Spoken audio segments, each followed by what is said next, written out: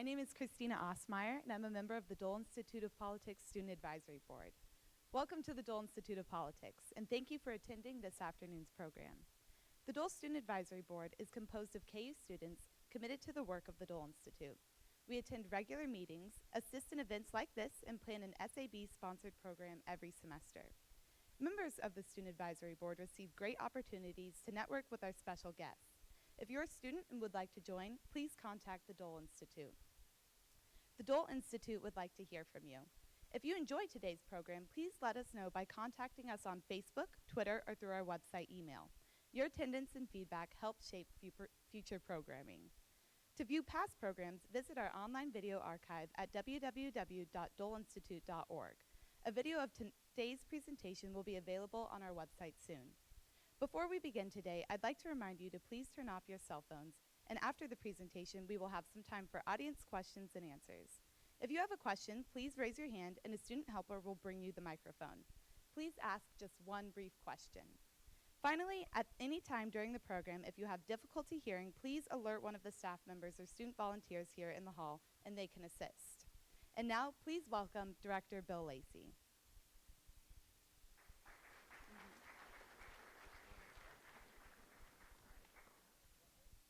Thank you, Christina. Wow, what an awesome crowd. I am so excited to see all of you here today. Thank you all so much for coming out. We really appreciate the support for our summer programming. So, again, thanks to all of you for coming out. How many of you were at our program this wasn't this past spring, but a year ago spring, where we had the filmmaker come in and show a film on the first Sherpa to climb Everest twice, Nawang Khumbu. How many of you were here for that? So a few of you are here. Well, after that program, I got an interesting email. Now, lots of you come to different programs at the Dole Institute, and we recruit our speakers in all sorts of interesting ways with connections that I have or connections that folks like you bring to me. But sometimes the programs kind of create themselves. So I got this email from Ian, and Ian told me who he was and everything and said, hey, would you be interested in having me come by sometime and talk about my experiences on Everest and on Kilimanjaro and elsewhere? And we said, yeah, that would be awesome. And this is a topic that is of great interest to me because I've done a little bit of mountaineering and really have as one of my personal goals trekking through the Khumbu region at some point. And it's also very timely given the terrible tragedy and all of the Sherpas who were killed in the Khumbu Icefall in this past spring. So it's good timing to have this program. Ian Taylor became the youngest Irishman to stand on the top of the world on May 23rd, 2008.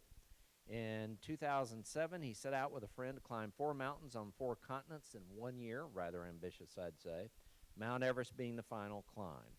And before 2007, he had only climbed 1 mountain that exceeded 16,000 feet. Based in the U.S. and Ireland, Taylor has years of experience of managing teams in a business environment. He also leads and trains teams for mountain expeditions around the world and has done so with great success. He's climbed Kilimanjaro 17 times personally now. His goal is to climb it at least 50 times. He leads hundreds of people to reach their goals in the mountain. Taylor currently manages his own trekking company, Ian Taylor Trekking, training teams for their treks around the world. He's a team leader, motivational speaker, and leisure consultant. Please welcome to the Dole Institute, Ian Taylor. Ian? Thank you. Thank you very much. Thank you. Thank you very much. I hope you can hear me in my Irish accent. I'm all the way from, well, I live in Colorado now, but I'm from Leixlip, a little small town about 10 miles west of Dublin. And it's the original home of Guinness. So a lot of people I grew up with are still sitting there drinking Guinness. Were kind of laughing at me when I said I was going to go and climb Everest. Thinking, there's no way you can do that. You're just, a little Irish guy from here. You're not going to be able to stand on top of the world. Not many Irish people have done it at that stage. And they were just like, you know what? Come on, just stay here with us, and we'll drink some Guinness and we'll try and talk you out of it. But they didn't. And I suppose when I went to climb Everest, I had a background in climbing. I've been climbing since I was a kid. I climbed the Eiger, the Matterhorn, all over the Scottish Highlands and the Alps, all over Ireland. And I climbed a hell of a lot, but I had no experience of high altitude and the risks that come with that. And as you know from watching documentaries, reading books, reading about Everest, it's highly dangerous. And there's never been a year on Everest where somebody hasn't died. So, you know, when we go to prepare for something like that, with a lot of climbing experience, with no altitude experience, it was a hell of a journey. Now, we wanted to do it in 2 years. So that was something that really hadn't been done before either. There was a lot of mountaineers that, you know, you have to go through the school. You got to go, whether it's first grade, second grade. You don't just skip to the top end without taking some lessons. So we wanted to go on this short stint. We wanted to do 2 years. We wanted to prepare in 2 years. And actually, we were in South America in 2005 wanting to climb Everest. We were sitting on the back of a bus, and this English girl sitting there talking about climbing Everest and said, I want to go and climb Everest. And myself and Graham, my climbing partner, were like, geez, well, if she can do it, maybe we can do it. And we looked at her, and she was, you know, trying to push us to do it, and we were like, yeah, let's see if this is actually possible. So we went to Nepal in 2006 to see Everest. We trekked up to base camp, and that was May 2006, and we said to ourselves, we're going to come back in May 2008 and climb it. At that point in Peru, I remember, you know, we run trips to the Inca Trail now in Machu Picchu, and I could barely do that trek. I kind of had, through university, had lost my fitness, and I think you always think you're fit until you're tested by something, and I certainly wasn't fit. And it was probably a good thing because it showed me where I was and where I needed to get to. So we mapped out a plan. So as I say in this, I know you can read on the TV, we had to take a lot of smaller steps. We were going to climb Everest. We were going to prepare physically, mentally. We wanted to take on a charity element. We needed to climb mountains that were going to give us the skills and preparation, and we needed to do it in a year. So we needed to climb from June 2007 to June 2008. And we decided that we would set out a plan of climbing 4 mountains on 4 continents in 1 year. So the goal was to go to 16,000 feet, then go to 19,000 feet, then go to 23,000 feet, and then attack Everest at 29,000 feet. And in the middle of that, we would prepare by training physically, doing all the different things that we had to do to get to the top. So we were running around Wicklow in Ireland. There's a 10-mile loop around this lake. And when I was a kid, I used to go down here and always wanted to know what was up there. And I'd never been up on the top of these hills until my late teens. And when I went back to train for Everest, I spent most of my time training here.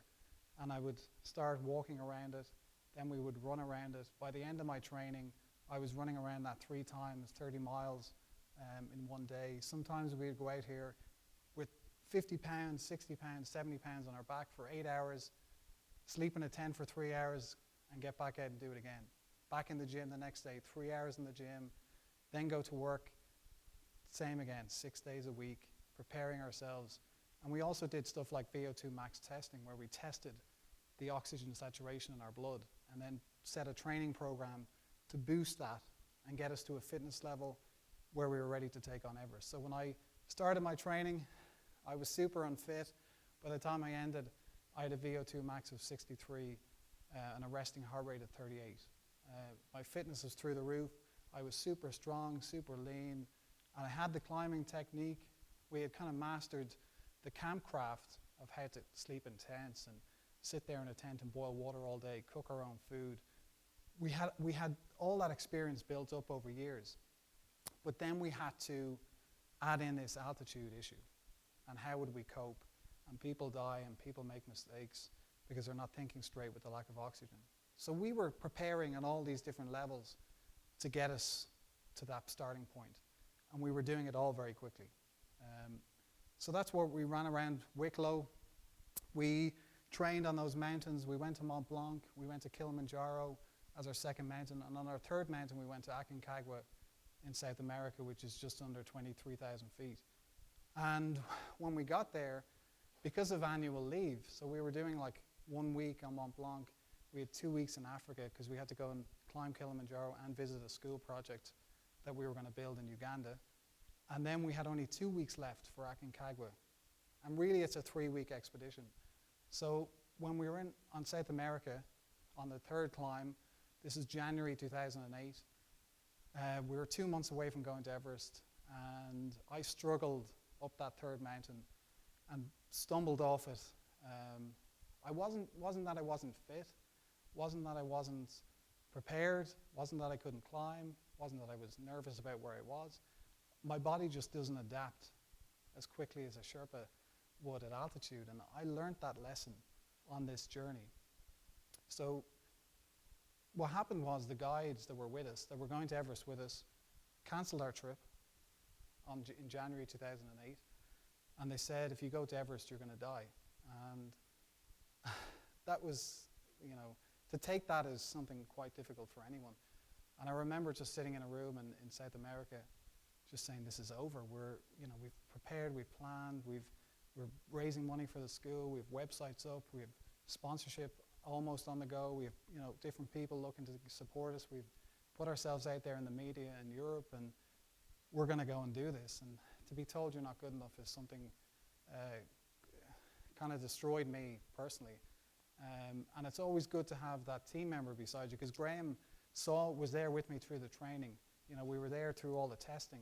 He'd seen where we'd come from to where we were. And I think over time and over the next few weeks, we discovered that when we analyzed everything, we saw that it was the acclimatization program or the acclimation program we were on that wasn't good enough. And we kind of came around to the fact that, we can do this. And we believed in our training, we believed in our climbing ability, we believed that we were going to do it. And we said we're going to go. We sourced another company, and 2 months later we flew out to climb Everest. Now, a lot of people looked at us and said, that's a little crazy. With the lack of experience, by people telling you you're not good enough, all those lads in the pub in Dublin going, you're not good enough. Well, they were like, they just wanted me to stay with them. We were like, no, we're going to go. We're going to do this. We have the ability, and we believed we were going to climb it. So in March 23rd, we flew to the Himalayas. We flew into Nepal, into Kathmandu. We'd been there before. We actually did that trek up to base camp 2 years previously to see Everest and want to take on that challenge. We flew back in on that crazy flight into Lukla at 9,000 feet with the runway at an angle, which I don't know if anyone's been on it. I'm going again in September. It's a fun flight. I think it's ranked as the most dangerous flight in the world on YouTube. So it's kind of fun when you're going off it. You're just going off into the abyss, hoping that plane just takes off. But from here, this is the start of the journey. From 9,000 feet, we're trekking all the way up to base camp and all the way to the summit at 29,000 feet. So we come into the Everest region. As you've been there, it's just a phenomenal trek. Up 12 days up through the mountains, all the way to base camp. You're passing through villages, Sherpa villages. This is Namche Bazaar, the kind of main Sherpa capital of the region. The Sherpas have gravitated from the Tibetan highlands across the Himalayas and down into Nepal, and they've spread right out across the base of the Himalayas. And this is the kind of capital town, one of the main trading towns. And a cool place to stop, because we were here 2 years previously, and we put up this T-shirt on the wall. Ian and Graham, it was the 24th of May 2006. We stuck in some hills in Ireland that we climbed. Carrantoul is the highest mountain in Ireland, and we put in Everest Base Camp. And then we lift this box open with Everest on it. And when we were putting that T-shirt up, people were laughing at us, going, you're never going to come back and do it.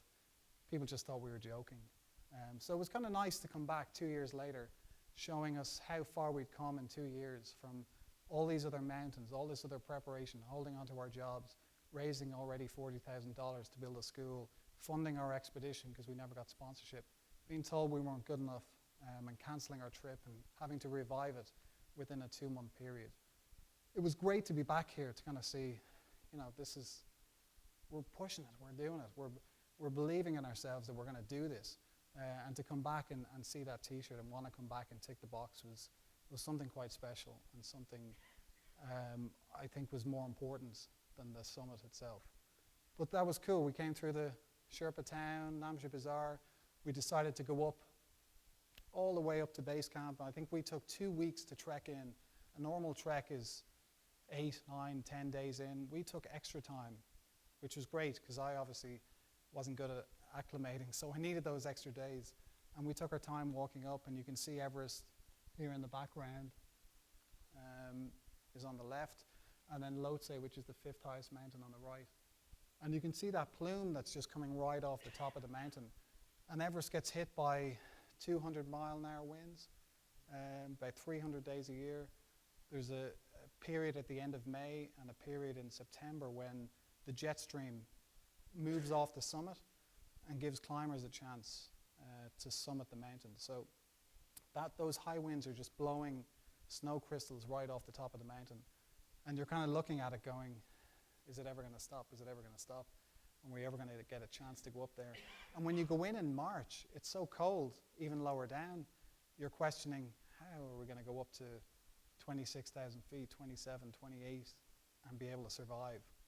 And I suppose that's the mental battle that you're looking at this thing going, how the hell are we going to get there? And really, in hindsight, 80% is mental, 20% of it was physical, 70% mental, 20% physical, and about 10% luck. So it was all mind games, and I think it was just breaking it down and taking that step by step, as we did in the preparation, as we did all the way through the journey.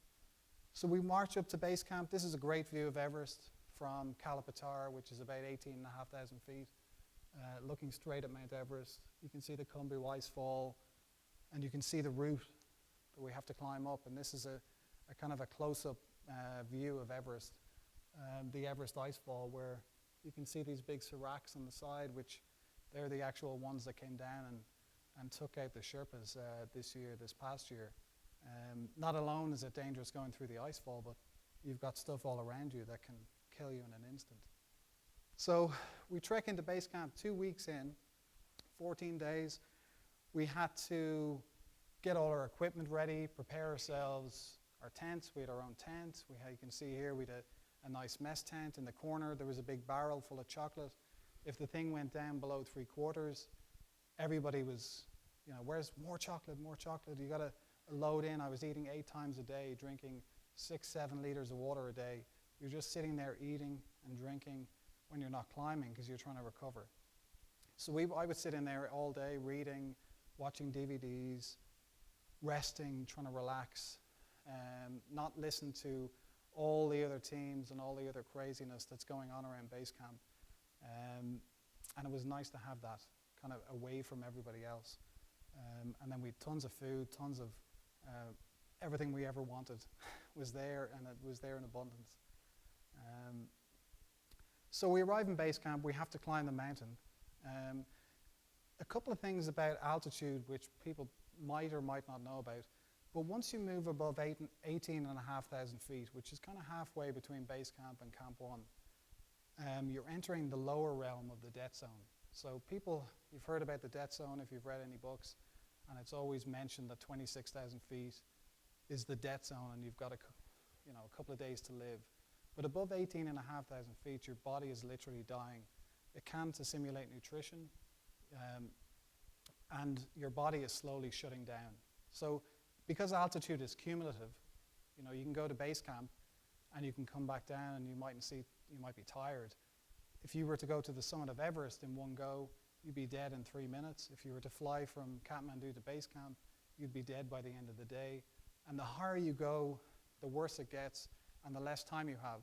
So the minute you go above 18,500 feet, you're going up the mountain to come back below that 18,500 foot mark to rest in base camp to recover.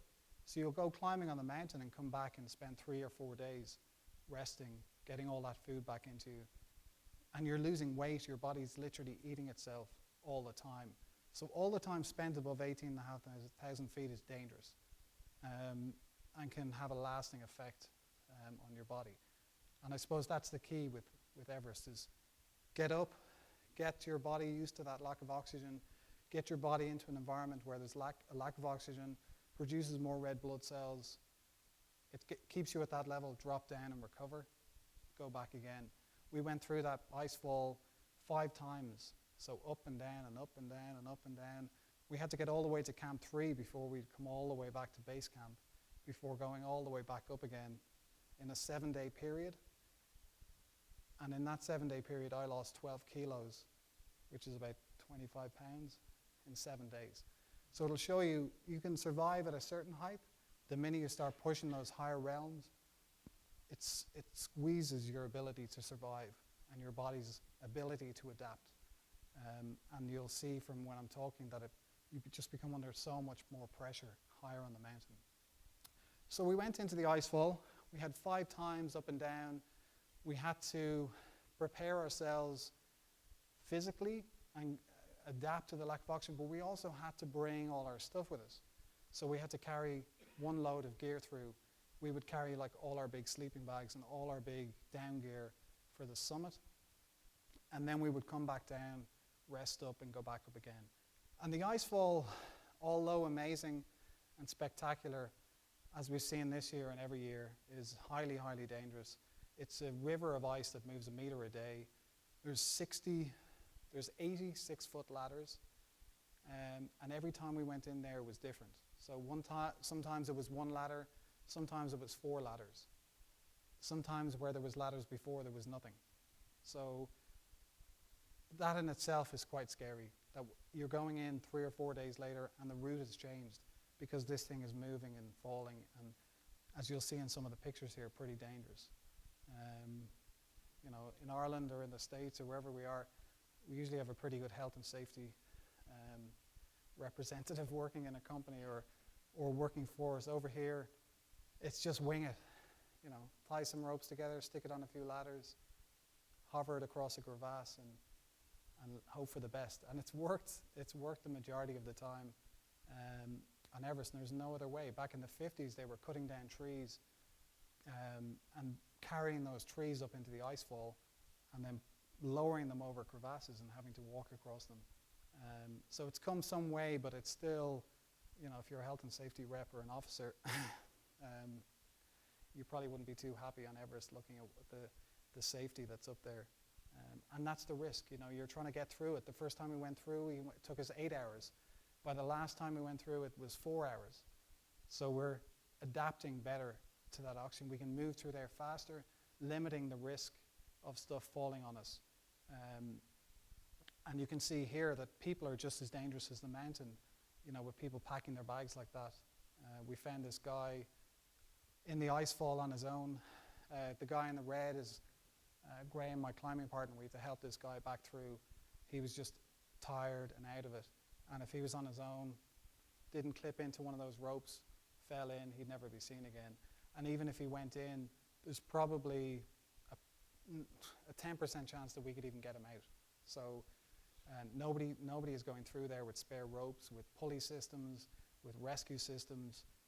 You're really pushing the limit on Everest of, you know, it's a fine line. You know, there is 100 things that can kill you. You can alleviate a lot of them, but if you're going to be stupid and not pack your bag properly and you fall in, and that happens quite a bit, it's pretty scary. And that was 6 years ago. Now there's twice as many people on the mountain, which is making it very, very dangerous. So you can see here, like this was 2 ladders tied together, then it was 4 ladders. And it was sideways and it was bouncing up and down. And it was an interesting experience. My feet were big enough to fit right like over each rung of the ladder. Some people had to walk on the sides because their boots didn't slot nicely onto the ladder. So there's challenges for everybody, and I was just lucky that I was able to easily move across those ladders and not really focus on what was below and just concentrate on each step moving across. So I got a little bit risky at the end. I was filming. We have a DVD here. I filmed the journey, the 4 mountains and at the school and on Everest, and I'm just filming going across the ladder, and you can see what it's like looking at the the ice that's just crumbling, melting, refreezing, and this is just one river that's moving and turning, and it's kind of highly dangerous. You can see in this picture at the top of the icefall, you can see how it's a solid river. It gets to this point, it tilts, and then stuff just starts breaking off. This section here, the route was on this side. When we went in again, that section had gone, and then they had to put these ladders up this other route. You can see just everything just hits this point and then crumbles and falls.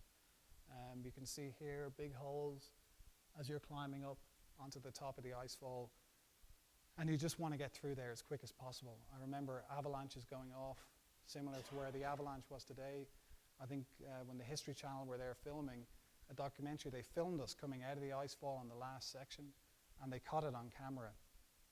And literally, if we had been 45 minutes back, we would have been caught in that avalanche. And it's on the DVD and on the film, and it's kind of scary to look at for us. Graham, my climbing partner, was amazed by it, where I was like, get the hell out of here as fast as possible. It's like, come on. And he's like, look at this and look at that. And I'm like, no, we got to get through here. So that's the icefall, highly dangerous. I probably have 1,000 pictures. I wish I could show them all. But I think that gives an idea of the ladders and the top of the icefall, and you can see the risk of all that stuff falling and moving all the time. So we get through the icefall, we get to Camp 1. It actually is quite boring. People, might think there's loads to do. You literally have to get into a tent, start boiling water, and you're boiling water all day. So you're just sitting in the tent. There's only so much music you can listen to, so many games of cards you can play, so much, you really feel absolutely tired and shattered. You just want to sleep. And then when you wake up from dozing, the sun can be so penetrating. You're dehydrating 4 times quicker up there. So you have to kind of wake up, you're dehydrated already, and you're just drinking water. And then you're trying to eat as much as you can. And you just sit in the tent and hope that a storm doesn't come through or an avalanche or something and take you out. And that's what Camp 1 looks like. And at this point, you can see straight up the back where we're going, up to the Lhotse face, which is up here, and our route. And this Camp 1 is at 20,000 feet. And we have to get to Camp 2 before coming all the way back down. So the distances aren't that far. To walk to Camp 3 is about 3 miles. It's not that far, but the altitude is what's zapping us. And the heat, like we were in Camp 1 in the night, it was minus, I'm thinking in Celsius now. I have to try and convert. It was minus 20 Celsius. I think that's about, is it 0 Fahrenheit? The sun would come up and you're down to a t-shirt because the sun, it's like an oven in there. The sun is just bouncing off all the ice and the temperature rises and it can be super hot. So it can go from 0 to 40, 50 degrees in the space of a couple of hours. And I suppose that's one of the other challenges, that you're dealing with temperatures, you're dealing with your gear. If you don't understand what equipment you're using, you're going to get frostbite, you're going to get sunstroke. People get sunstroke and then they can't climb anymore. They're too dehydrated, they're too tired. And so there's a whole load of risks, a whole load of different things you're kind of factoring in. Having the right gear. I was unlucky to have the wrong gear at a camp, and I'll explain later, as the temperatures drop 50 degrees in a matter of minutes. And that's the risk here too. It might look sunny and nice, but there's always hidden dangers high on the mountain. So that's what Camp 1 looks like. When we moved from Camp 1 up to Camp 2, we were unlucky in 2008, 6 years ago now. The Chinese wanted to get the Olympic torch to the summit on the north side of the mountain, so they shut the whole north side down. Every climber on that side, the Mallory, Irvine side, came round to the south side, and there was tons of people. And they had stopped climbers going above Camp 2 until May 10th. So the Chinese wanted to get there before May 10th, and then we were allowed to climb. Now, if anyone knows anything about Everest, people have summited on May 8th, May 9th, May 10th, in the teens, 15, 16. So we're now under pressure. We can't get to Camp 3, and we have to get to Camp 3 to finish our acclimation and our climatization program before coming back to base camp to go back up again. So there was big problems. There was people there with weapons, which had never been seen before at 21,000 feet on Everest, blocking us from going any higher. So this was a challenge, another challenge. And I'm in my mind thinking, you know, should we be here? You were told you weren't good enough. Is this like we mightn't be able to do it. Half of me is kind of thinking, yeah, I can go home and say that, we got sent home. There was nothing we could do about it. And half of me wanted to do this. We were here. We'd put all this work in. And eventually, we had got up to Camp 2. Everybody was there at the same time. Everybody was going to go for Camp 3. And there was too many people going up. And we got caught. So you're coming across from Camp 2. You come up this Lhotse face. You can see climbers coming up here. We're coming up always in the dark when it's the coolest, when things are stuck together more often. Not that that's necessarily the way to climb it. But we had no sunglasses on, and I was coming up one of the steep sections, and some ice chipped off, came straight in and cut the side of my eye. And Graham was right behind me, and I just started wailing out. I was like, something's after cutting me. I touched the side of my eye, and it seemed okay. And he's like, oh, you've got a cut on your eye. And when I started blinking, it was super sore. So we put in some eye cream and we patched it up. And that was another point of what do we do? And I decided that I felt good, I was physically good, I was mentally strong.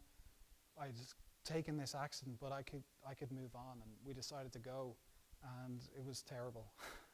It was just terrible all night. But we made it up to Camp 3. I remember it snowed all day. I was lying in the tent, putting in more eye drops, kind of resting up and kind of trying to figure out where we were and what we were doing. And it's strange when you're at 17,000 feet in base camp, you have loads of time to think about where you are and how you feel. Up here, it becomes every 5 minutes. Higher on the mountain, it's almost every second. You're asking yourself, how do I feel? Am I okay? Am I thinking straight? Am I lucid? What am I doing? Am I okay? Where, up here, it's constant. You're in this constant state of fear. You're afraid for your life. You're afraid that something can go wrong. You're constantly trying to block out that negative energy and just try and focus on the good stuff and the positive stuff. And I think that's why it was always good to have a teammate, because he was like, it doesn't look that bad whether it did or not. He's like, you're good, you're looking good, you're climbing steadily. He knows how I can climb. If I was all over the place, he would tell me.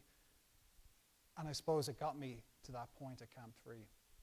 And we had to get here to get back down to rest before going to the top. But you can see the views out.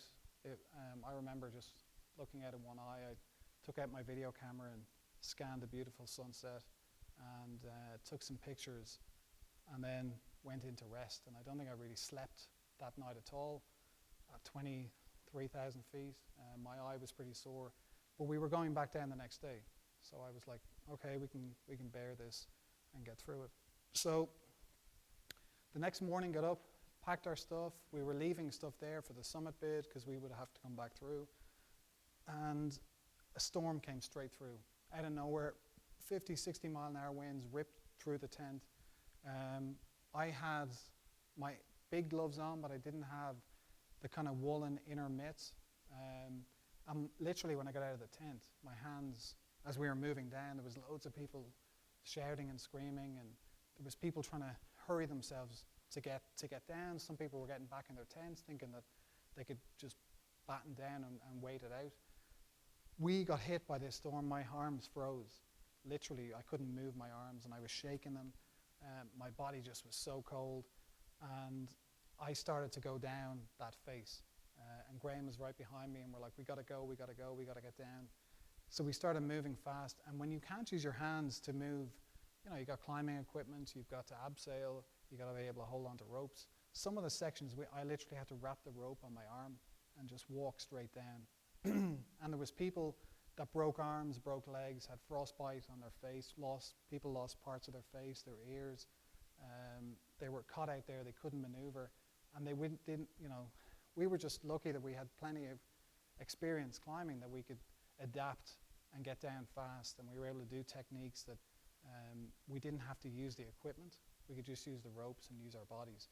So I got down to Camp 2. My eye is still killing me. My face probably tells a story of pain and nastiness. My right hand came back pretty quickly, and my left hand was still really cold, and I ended up getting frost nip in my finger, which comes back. It took about 6 weeks to come back. I remember typing emails when I went home, and it was gobbledygook. People questioning my mental ability to do my job. But it came back, but it showed me the risks that are up there. And you could be fine 1 minute and then boom. There was one Indian climber had his harness on, was on that face. He fell, yanked his testicles up into his body. There was somebody tore their calf. As I said, there was broken arms, there was people being rescued and pulled off the mountain. And we all have this, or I did, have this kind of romantic view of Everest and the history of the mountain and all these people that had gone before us and all these people that had tried to achieve this goal. But all we saw on the mountain were people in pain all the time. Graham, who I was with, had been coughing all the time because the air is so dry. You're breathing in this cold, dry air into your lungs constantly because you're heaving in air all the time. He cracked 2 ribs. There was a girl on our team. She had broken her leg. Another girl had torn her calf. By the end of the trip, another person on our team went blind. One of the guides that was guiding a 1-to-1 went blind from snow blindness. So pretty much 80% of the people up there were in pain, in trouble, struggling. It's not a place where we thought it was going to be. It was pain. It was a lot of hardship and a lot of a lot of issues. And we were some of the stronger climbers on the mountain, in our opinion, compared to some of the climbers that we saw that were up there. But still, anything can happen and things happen, and that is kind of testing us all the time. Should we be doing this? Because we're a little bit out of our comfort zone in terms of the altitude. You know, Camp 3 was the highest we'd ever been at that stage. And when you're pushing the limit and you're testing yourself and you're trying to do this in a 2-year period and all these things are happening, you start kind of believing the critics and you start believing other people. And I think it was important that we regrouped all the time and said, no, we can do this. We're fit enough, we're strong enough, we're good enough. We can do this. And we went back to base camp, spent 4 days. Graham went actually further down valley to see if he could get rid of the cough, which he didn't, before we went on this summit bid. So we came all the way from March. We did all our up and down the mountain in April. We got through the incident on the mountain where we couldn't get above Camp 2 until May 10th.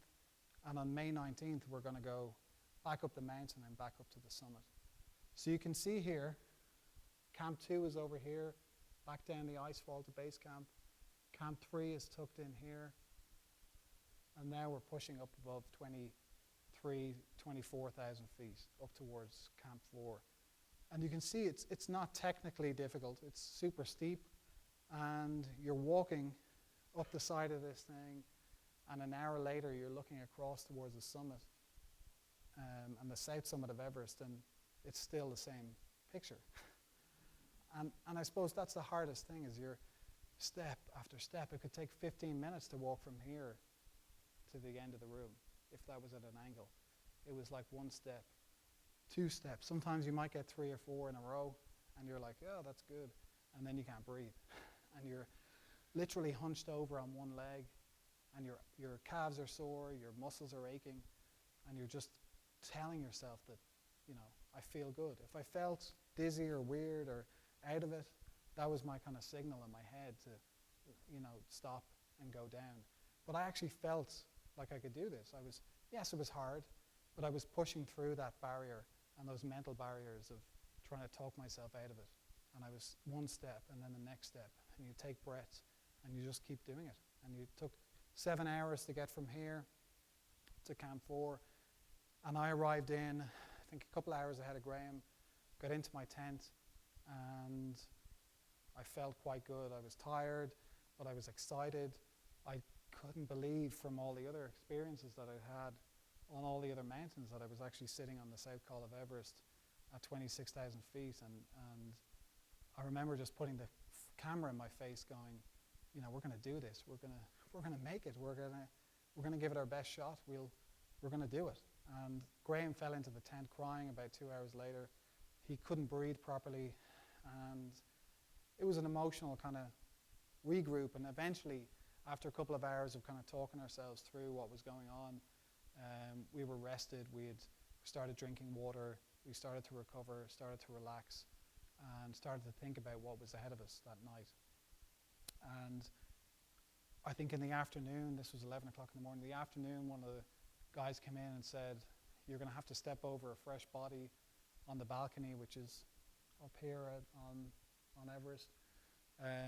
Later on, a couple hours later, somebody came in and said a Swiss climber has just died in the tent next to you from a heart attack. And you're trying to understand where you are. You know the environment that you're in. You know that people have died here. You know that the risks are super high, and now there's more people dying around us. And, you know, it's easy to say that, you know, oh, we should turn around or we should do whatever it is other people think we should do. But we had to focus on staying alive, and that's what it's like. You are highly focused on staying alive, and you're really, anything that's going on around you really shouldn't factor into the situation, because I have to manage myself. If I can't manage myself, I'm a risk now to somebody else. If I start going, you know, getting emotional, or if I want to step out not ready and put my life on the line, that's really not acceptable for other people to come and rescue us.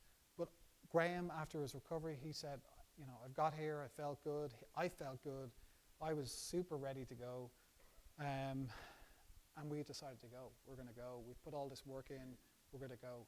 And at 10 o'clock that night, we headed out into the dark. Surprisingly, with all the gear on, it felt really warm. I felt super warm. I didn't feel cold at all. And I was like, yeah, I can do this. We're walking across the rocks of the South Col. We're pushing up. This is Camp 4 here, the tents here, up to the balcony. I remember when getting up to the balcony thinking, in the dark, thinking, where's this body? I don't want to trip over a body and be face to face with a corpse. But I actually clipped out of the rope, moved round this way, clipped back into the rope, and moved up this line. When I got to about here, the wind started picking up, and the winds usually come across the mountain, right across, and I obviously wasn't wearing sunglasses, and the snow was just swirling up on my face, and I was covering my face, and I took off my bag and got out my radio, and there was 4 climbers ahead of us, a Scottish guy, Martin, and an English guy, James, and they were with 2 Sherpas. And I had a Sherpa with me too. Graham was back down below us, and I said, what's it like up there? And over the radio, it took probably about 5 minutes to get them to answer. And they're like, just come past, come past. The Sherpas were talking to the other Sherpa going, come past, you know, the wind will die down. And I'm just thinking, you know, back in 1996 when, you know, 11 people lost their lives, I'm thinking of the last 3 Irish people who had been up before me.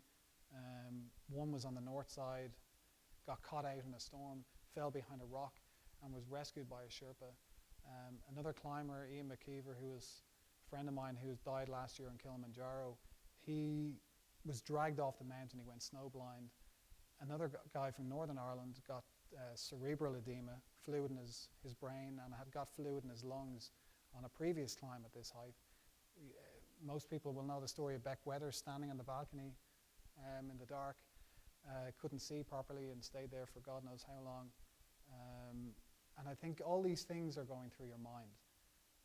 And I suppose it's really easy to think about it now, but at the time, I'm just in this heightened state of focus, and that I have to question my every step. And that's all it was. Can I make this step? How do I feel? Can I make this step? How do I feel? And that's how I judged how I could do it. I was afraid out of my mind. I'm afraid of heights, big heights. And I'm not joking. I'm not. I can go up and we were in Vale a couple of weeks ago. I live in Vale, and you can go up in the gondolas, no problem. But when you've got a 10,000 foot drop on one side and an 8,000 foot drop on the other side, that's going to scare the crap out of anyone. And I was scared of it. I was scared. I was thinking of all these other things that could get me, that could kill me. And it's in that just state of, I believed in what I could do it. And I kept on telling myself, you can do this. But I was also aware that I needed to evaluate every single step. And that's what I was doing. We kept on stepping and stepping. And we came up this ridge. Actually, on the back side of this is actually quite steep. From the balcony up to the south summit, there's a section that's super steep, and it's actually becomes really, really difficult.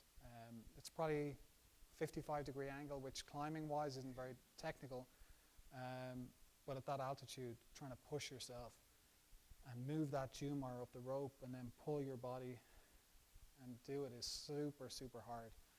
And you're super tired.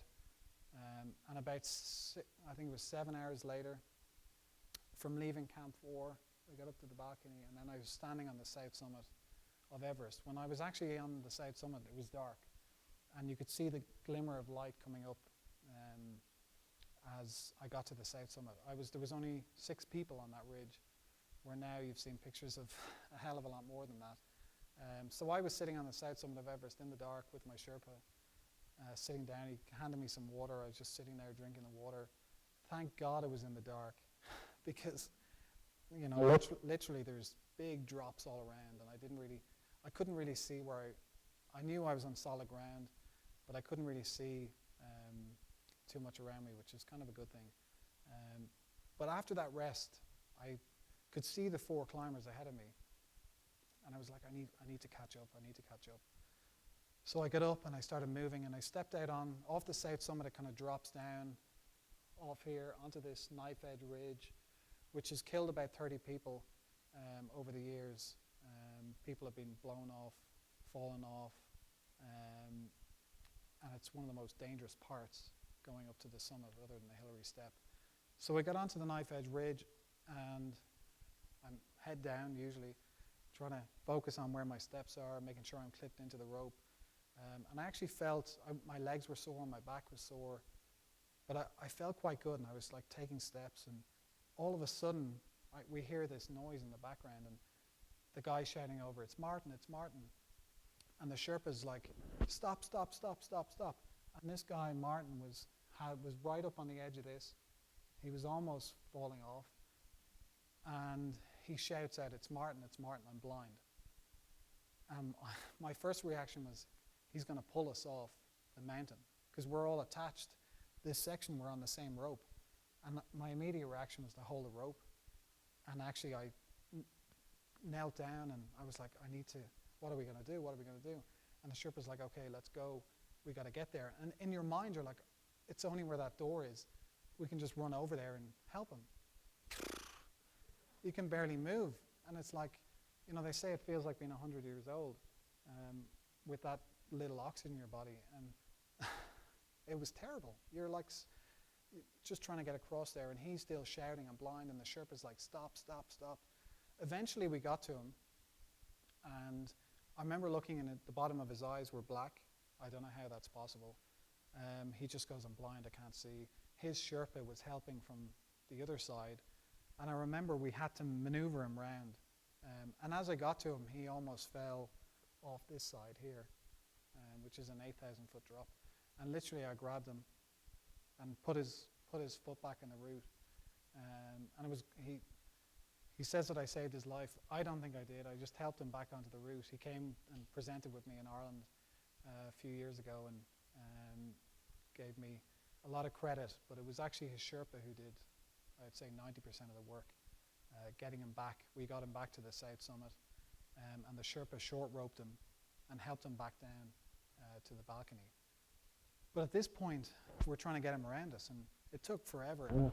As this ridge, as you can see it, you know, you're leaning off the back, 10,000 foot drop, trying to move this guy around us. And I can see what's behind me. My legs are starting to get sore.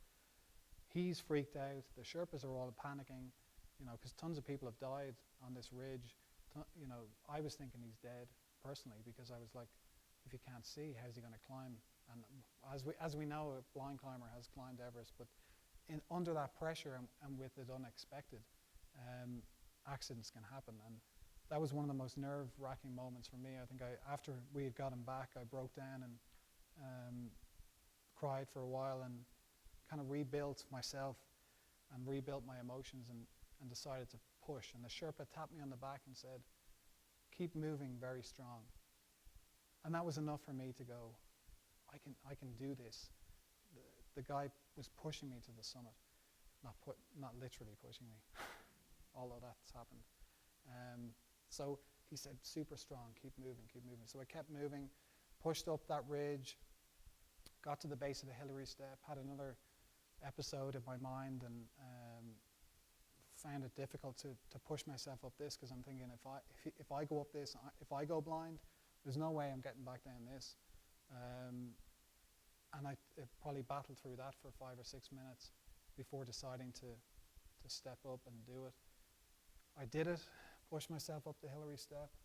What I thought was a 10-minute walk was probably about a 35-minute walk, and it was slow, and you see this summit just ahead of you. You can't see anything else, and when you step up on it, it's just magical for a second. You can see the ridge here. I know it's hard with the lighting, but it's about 2 foot wide. So it's about this wide, and you can see one person's foot on it here. It runs for about 30 feet. So you come up onto this 2 foot ridge. Literally, when you're standing up on top of it, you're standing right up on the top of it, and there's nothing else around you. And there's big drop-offs all over the place. As a kid in a presentation, asked me, was I 40? I was 29 at the time, but I probably look about 50 or 40 or 50. Pretty shattered. I was pretty tired. And there was no real release of emotion. There was another couple of Sherpas there. Then there was 2 other climbers. And I don't remember anyone embracing themselves or being overly excited. There's a term people always say, I felt on top of the world. I think that term is misunderstood, because when you're up there, you don't feel good at all. I just wanted to get the hell out of there. So when I hear that term now, it doesn't make sense to me. But I just wanted to get down, and I had I had my Irish flag. I had the charity we worked with, Fields of Life. I had some other non-profits and people that were doing some work for us. Took my pictures and handed out 2 video cameras, handed them to 2 Sherpas. I was like, just film. And they filmed me on the top, and they filmed all around. And I think we were up there. I looked at the timestamp on my pictures. I was up there for 37 minutes, and it probably felt like about 5. And I picked up some rocks, put them in my pocket, and started to move back down. And coming down over those ridges, when you're walking into the snow, it's actually, you can focus on what's around you. When you're looking out at this expanse, it's quite incredible, but also hard to comprehend. I think mountaineering is a retrospective enjoyment, and I remember taking some pictures, but I remember just trying to focus back in on taking just every step, getting it right. And eventually, from the summit back to Camp 4, which you can see here, and I remember just seeing it in the distance thinking, I can get there. I can almost see, I can see the goal, I can get back, and I just, every step. And it is worse in the light, because there's bodies, and and you're seeing them around you, and I suppose that is a motivator in terms of taking that next step, because you don't want to be sitting there. And 4 hours later, arrived back into Camp 4. I remember hugging Graham, and I just broke down and went into my tent. And it's funny, a few hours later, I came back out looking for memorabilia, because there is quite a lot of rubbish on the South Col of oxygen bottles and broken tents, and I was looking for something that I could bring home that might be a reminder. And it just showed me as well, and it shows me now as I do things, that I still had tons of energy.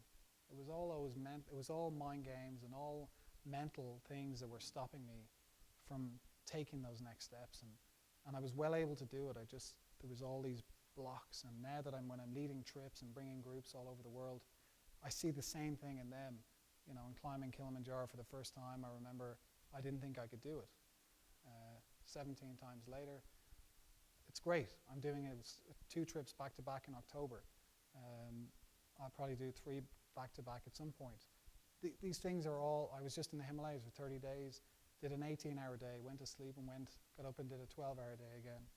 And the climbers around me thinking they couldn't do this. And they did, and they got up and did it again and again. So a lot of these things are achievable. A lot of the things that block us are personal demons, I suppose, and fears, and getting past those was quite amazing. And I think that's what Everest was for me. But I remember we had 3 days back down from the South Col, back down to base camp, packed up all our stuff, back to the bar where we put up the T-shirt in Namche Bazaar. And we put up that T-shirt. It's a little dirtier now, but we put that up on the 24th of May, 2006, and we summited on I summited on the 23rd of May, 2008. So we came back and we achieved that 2-year goal, and that was probably the best moment for me of the climbing experience. All that preparation, all that sacrifice. I had to move back in with my parents, which was a nightmare. I lived in Lawrence last year with my in-laws for 6 months. That was fine. But 3 years with my parents, I had €12 on my bank account when I went to Everest. I cut my own hair. I still cut my own hair. I wore the same clothes. I couldn't afford anything. All that sacrifice was built up, and all that experience was in this T-shirt and that journey. So it's quite amazing. I go back to base camp all the time with groups, and we're going in September again. So it'll be nice to kind of run into the T-shirt and motivate myself to be better and do the things I think I can't do. So that was quite a moment.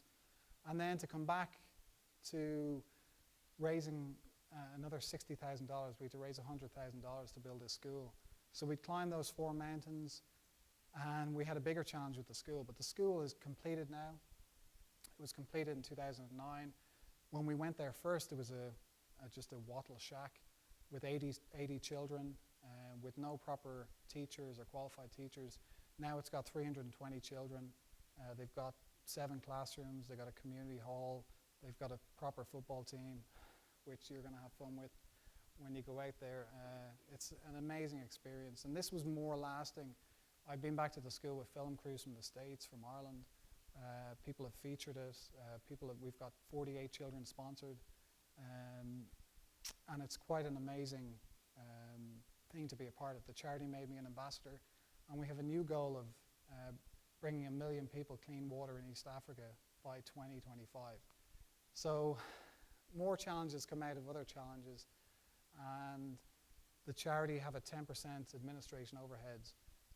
And I've known the director and the CEO my whole life, my whole family, from my grandmother to my godmother to my auntie, my mother, have all supported these school projects in Uganda. 40,000 children have been put through schools, Fields of Life schools, and there's 30,000 children in school right now. So it does gives me hope that what we were doing made some small difference, because mountaineering can be a very selfish endeavor in our own personal pursuit of ourselves. It's nice to be able to have something that was worthwhile for other people. And it was amazing. Just one last slide, because these people live in the middle of nowhere, and they had this goal. They put a proposal together, sent it out to hundreds of charities. Fields of Life picked up on it, but the reason Fields of Life picked up on it was because they had this mantra or vision that today's actions brings tomorrow's success. And I suppose that's what I bring that to everything that we do now. And these are just a small little village with no resources, with nothing, but they wanted something better. And they were like, that was their vision, that today's actions brings tomorrow's success. And that's what we were doing. We were every day doing something, whether it was sacrificing or raising money or training or whatever we were doing, that we were, the action that we were doing then was getting us to a place that was going to make a difference. And to see people have that out in the middle of nowhere gives me hope that things can change and things can be done for the better. So that's the end of my Everest journey. I could talk for hours and hours and hours, and I've left out so much stuff. But I leave this picture in because it's the picture of the south summit of Everest. And you can see that knife edge ridge. This is looking back down from the summit is up here, looking back down towards the south summit. And a pretty spectacular view out across the Himalayas. So I appreciate you listening. I have a DVD at the back if anyone's interested in it. It's $10. If you want to buy 6, I'll give it to you for $50. If you early Christmas presents and birthday presents and all that stuff. So thank you for listening. I appreciate it. And I'm here for the next hour. And I think we're going to do a question and answers for the next 20 minutes if possible. So thank you. Yep.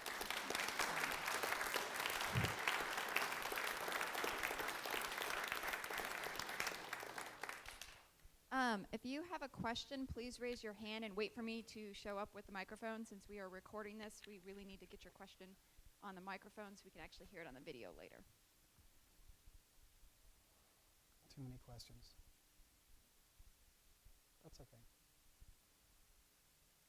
Okay, it was a tie. I don't know which one of you ladies raised your hand first. Did Graham make it to the summit? I always leave a few things open. He didn't. Graham, because of cracking those ribs and the coughing, and he got to the balcony. I think he got 100 feet past the balcony. He said he was kneeling down, and he started seeing double. And I think when he reflects on it on film, he talks about at that point he realized that it's more important that he comes home than stay here. So that was the motivator to get him up and move him back down. So he didn't make it. He got just past the balcony on Everest, and thank God he did turn around. He's never gone back, but he's still alive. My question also was about Graham. But so then when he couldn't make it, how was that for you? That was Well, your it's- buddy, your training partner. My best that friend since I was emotional? 10. Yeah. It was pretty bad because, when you want to share that success, and we were on this journey together on these other mountains. Two of us were successful on all the other mountains. So to come off that mountain, it left a lasting dent in our friendship for probably about 3 or 4 years afterwards. He never came to my wedding. In Lawrence, I got married in Lawrence, Kansas. I married a Lawrence girl. They're the best. And it's kind of difficult, when someone's achieved something and the other person was striving for that. And I think there's ego in there. There's a lot of other it's seriously personal. It's a personal goal. And I think if I hadn't made it, I would have been devastated. If I'd have seen him make it, I probably would have been devastated. I don't know how I would have shown that. I think the school kind of brought us back because it was a project together that we were both working on. So yeah, it's difficult. Absolutely, yeah. And we're good friends now, but it definitely was difficult. And I think he's moved on in his life. I got married 2 years after Everest, and he struggled to find somebody for years and got engaged this year. And so it takes time, and I think these are big challenges and big things that can really mentally, challenge people more than they think. It took me probably a year to even understand what I did. So that was a whole process to go through afterwards.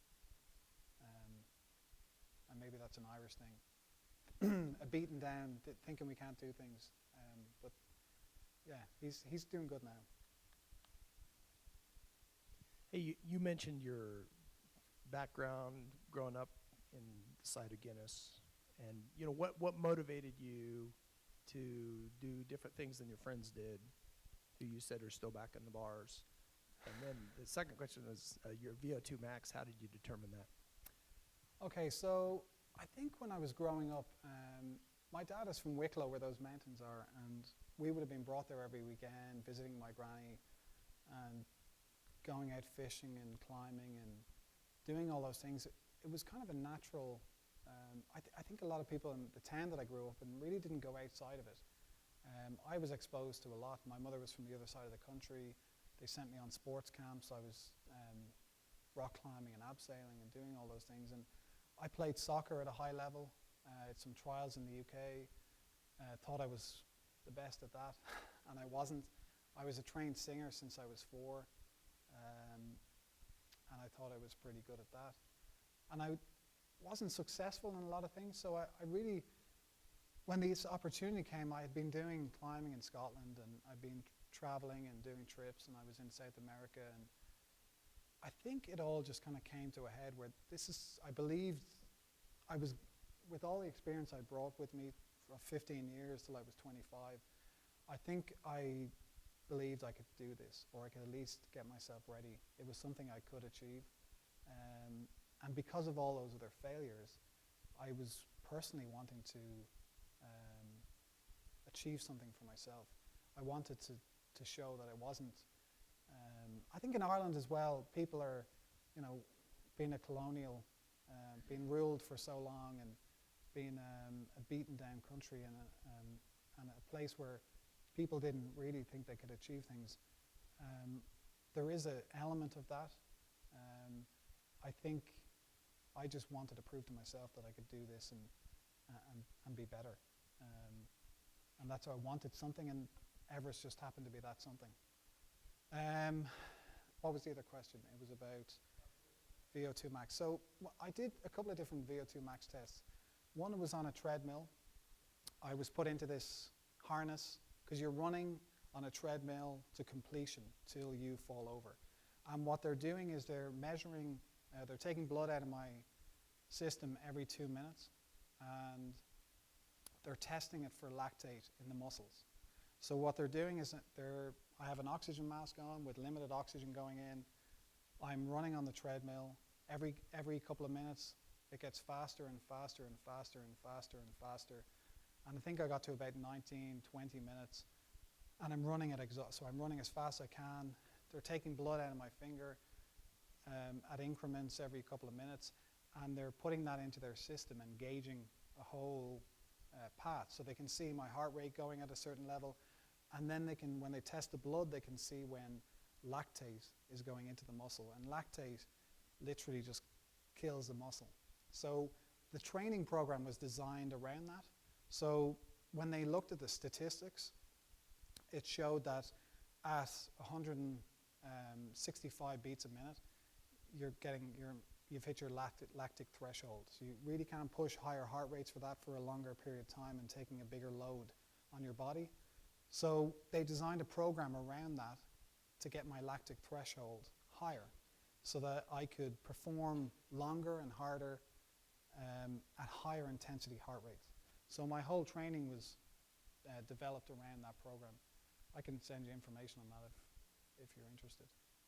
So it was a scientific approach really to training and developing. Great story. I did Kilimanjaro last year and failed at Rainier this year, and I'm doing Everest Base Camp next year. And I have 2 quick questions. One, what was your pack? How heavy was your pack then? On like going from like camp 4, going from camp 4 to the top. I mean, were you leaving stuff behind? Where were you at as far as weight on your, or the heaviest pack? I was just curious. Yeah, so from camp 4 to the summit, I had 2 bottles of oxygen, each weighing 4.5 kilos each when they're full. Sorry, 5.5 kilos when they're full. So that's 11 kilos, that's what, 16 pounds, 17 pounds? So that's heavy. And then the Sherpa has his own and an extra one for me. So the heaviest on the mountain was bringing everything from camp 4 back to base camp. I think I had 50 pounds on my back, coming out at 26,000 feet, coming down that Lhotse face, which Graham I had to carry his bag sometimes too and lower it down. I was able to do it, no problem, but yeah, you could see people physically just broken, literally broken. Like you'd see people sitting on their bags down in the Icefall or at the top of the Icefall, just absolutely shattered. And that extra weight, my training was revolved around that, carrying those big bags around for like hours after hours. So my muscles were almost conditioned to it. Graham actually did a very different, he did a similar but different training program where he would run a marathon every week and he would still do his gym training, but he wasn't doing as much hill work. So by putting that heavy backpack on, strengthens your shoulders, strengthens your back, strengthens your legs. When you put that weight on, your muscles have to adapt to that weight. So that makes a massive difference, and I'm not sure how many people actually use that. Like in our trekking programs for base camp in Killy, that's what we encourage people to do, is get out with a backpack on, whether it's walking uphill on a treadmill, because Lawrence, Kansas doesn't have too many hills. Although it has a few hills around campus, but yeah, all that sort of stuff has made a massive difference, but that's the sort of weight we were carrying. Yes, sir. I don't know if you need to, I know we're live streaming on the internet, so. Anyone back in Ireland? I think there's hopefully a few. When you left base camp, how large was your team? There was 9 climbers in our team. So we were 2 people. Because our trip was cancelled, we were 2 people that moved into a team of 7. So we were not guided, but we were using their logistics, and we became friends with all those climbers. So there was 9 climbers, and there was, I think, about 11 or 12 Sherpa with us going up towards Camp 4 in that last section. But 9 Western climbers were going, and 3 people made it. And pretty much all of us had something happen to us along the way. What spurred you on to involve the Ugandan school, and what did that do for you guys? I think it's that's a question about the school, and I think as I said at the end, it's a very selfish, Everest is a very selfish endeavor. Sometimes I do corporate presentations and you hear people saying, geez, you're mad. But it's mad because I can put it into perspective because of the journey I've been on. But I'm reminded that that is the case, really, that we're doing things that are dangerous and potentially can kill us. Everest has a 10% chance of dying. Was it 1 in 10 people that get to the summit die? So that's on my mind, and it was on our mind when we were deciding to add this charity element. And it was a friend of ours who had kind of said, look, you're doing this, you've both benefited from, I went to the University of Glasgow, which is in the top 50 in the world. I don't know if it's as good as KU, but it's a good university. And I was lucky to have that, and I think we had such close ties to this charity, as I said, Fields of Life, and I think the school was a natural project for us, and I think definitely raising $100,000. Even other people were saying, oh, we can build 10 schools for that. And I was like, yeah, but they'll all be, there's no proper teachers, there's no sustainable growth, there's no sustainable plan, there's no sustainable development. These guys were the right people with those, they're just phenomenal. And I think when we met about 4 different charities, and we met with Fields of Life, and they showed us their books, they showed us their figures, they were very transparent, and we liked them. We just had this feeling that this school project was something we needed to do. And that was it, and once we committed, we did it. And it's been the biggest part of our whole journey. This will be our last question.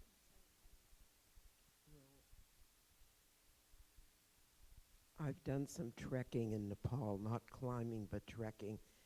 Could you talk a little bit about the Sherpas, because I was so impressed with the Sherpas that I met and that helped me trekking, and concerned about them. Yes, Nepal is a strange place. It's the 4th poorest country in the world.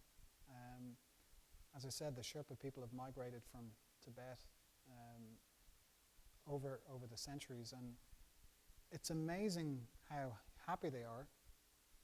They're unbelievable people. We have an office in Kathmandu run by a Sherpa friend of ours who married a Scottish girl. And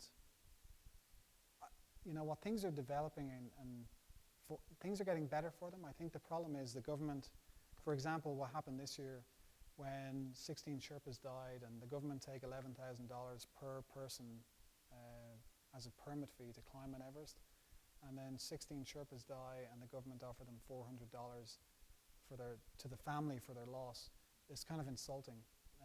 Now they get paid very well from Western companies, sometimes $5,000, $6,000, $7,000 a season. When your average hotel worker in Kathmandu gets paid $1 a day. So they make a lot of money for what they do. The climbing Sherpas do. I think the Khumbu region and the Everest region, where the trekking happens, and a lot of the other trekking regions have developed very fast, and those people are pretty affluent. You know, a lot of people have been able to send their kids to the United States to university. I think a lot of regions of Nepal haven't developed, and it comes down to the political situation in their country, which is, you know, quite unique. When we went in 2008, it was a monarchy, and the king was there, and then we came out, and it was a Maoist-run country with, and it is a crazy. Kathmandu is a crazy city with people's houses being knocked down at the moment to build bigger roads, and then they have to rebuild them themselves. They don't have the systems that we would have here, or in any Western country. So I think the country is what it is, and it has to. We can't ever demand that it be like anyone else. I think the people are not stupid, and they've managed to create an excellent living in the Everest region and around that region. As it develops and grows, they're doing quite well. I think other regions of Nepal they're trying to develop them into trekking regions. We have about 22 different treks right across the Himalayas, but everybody wants to go and see Everest. Everybody wants to go to that region, and that's where the money is going to draw to. But it is expanding and growing, and I think the people are, you know, the Sherpa, the porters that get paid $15 a day. As I said, the average wage is like anywhere from, it's $500 a year. So that's 300, you know, people getting paid $1 a day, $1.50, $2 a day. So, but you can live on that, and I think in Nepal you can, not here. And yeah, I see them at least having more opportunity as more trekkers and climbers and tourists come into the country. So I think the climbers or the Sherpas are not abused by Western climbers, although there are fighting and incidents that you read about. But in terms of how much they get paid, it's pretty good compared to the standard of living in their country. So I think they get treated reasonably well, and they're developing their own skills, and they're setting up their own trekking companies and climbing companies. And you could argue all sides of that argument, but I think they get treated pretty well. And our guys certainly do. They come back for more. We work with the same people on the ground. We don't outsource any of it to random people. We're giving people a job, and we're bringing people into that region, and our guys are certainly happy with us, and can't do enough for us. So it's a loaded question. There's a lot of different angles that I could approach that from, but I just am excited to be able to go there and work with these people, and they give us phenomenal service. So great people, happier than most people. I'm going to be yes. Yeah, we can take one more, I think. Can we?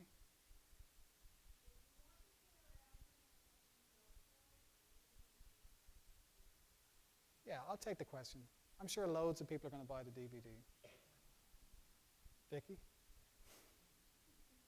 I'll take one more, and then I'll be around. I'm going to be out at the door there. I'll answer any more questions. Well, I was confused on when you were talking about your camp going up and then coming back down. Did you have to do that? Did you go to camp 2 and then go clear back to 1, or just back 1, back, Okay. up, back? I was confused on what you Okay. said. So what we did was, when we came out of base camp, we went to camp 1. The first time we just rested there. I don't think we slept there, and then we came back down again. Then the next time we went up, we went to camp 1, we slept there. The next day we walked to camp 2. We came back and slept in camp 1. and then it would have taken forever to go through that process, but that's why I just kind of alleviated to the fact of going up and down a few times. But then we would go from Camp 1, base camp, skip Camp 1, go all the way to Camp 2, sleep there for 2 nights, come all the way back down to base camp. Oh, clear back to base All the way back to base camp. So Camp 1 now is no longer existing. And then we go from base camp to Camp 2. We spend 3 nights. We walk to the base of that Lhotse face. And we come all the way back, sleep again at Camp 2, all the way back to base camp. All the way back up again to Camp 2, sleep for 3 nights, up to Camp 3, sleep for a night, all the way to Camp 2, sleep, all the way back to base camp. And then we went base camp, Camp 2, Camp 3, Camp 4, summit, Camp 4, back to Camp 2, and back to base camp. And how long was that? Did it take you from base camp up to the top? So 7 days to the top and back in that last week. So we did all the acclimatization over 6 weeks. So 2 weeks walking in, 6 weeks up and down the mountain, and then 1 week of getting to the top and then back. Okay, yeah, one more question. Okay. I didn't understand how were you paid a sponsor for this school to climb these mountains, or how did they get the money? We paid for everything ourselves. We paid for everything ourselves. We never got commercial sponsorship. We raised the money through donations. My father was out every day collecting money off people in houses and with sponsorship cards. We ran the marathon. We had people skydiving. We had social singles events where people would come and pay money. And then we had companies we wrote to companies. We got like $1,000 off Vodafone, which is similar to Sprint. We got $10,000 off another company. We got $500 donations and $1,000 donations, and we'd go on radio shows and do interviews, and people would donate through that. So yeah, that was hard to get all that money together, but we did it eventually. So I'm going to be at the back. Thank you for listening, and I'll answer any other questions you have. Thank you.